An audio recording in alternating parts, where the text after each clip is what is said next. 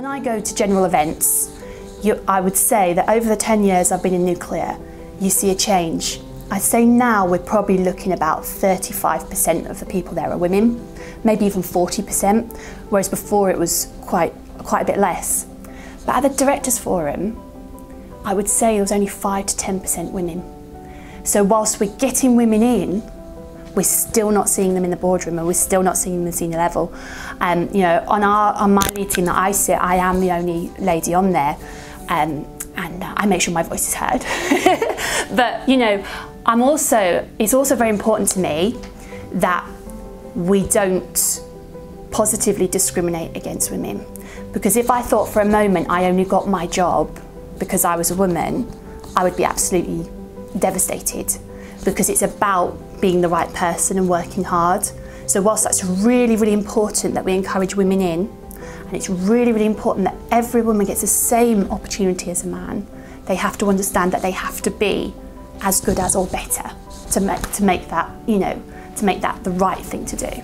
So if you look at the lower levels, there's lots more girls coming in, and now there's more women coming in, maybe at a middle, more in business development type, social impact type roles.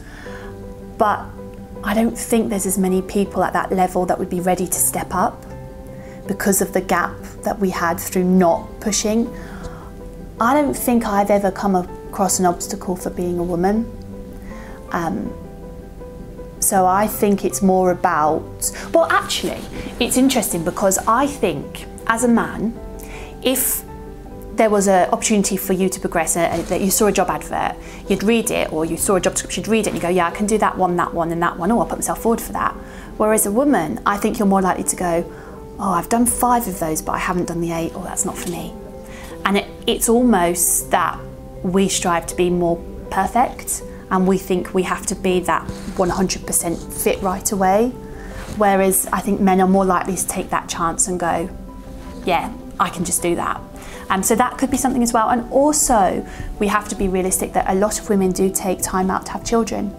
And I think, you know, if you've been out for maybe 3, 4, 5 years bringing up children and then enter back into the workplace, you are naturally going to be 4 or 5 years behind someone who's been working, whether it be a man or woman, those 4 or 5 years while you've been out. So I think that could potentially play a part. And plus you get that predicament like my own, do I work part-time or do I work full-time?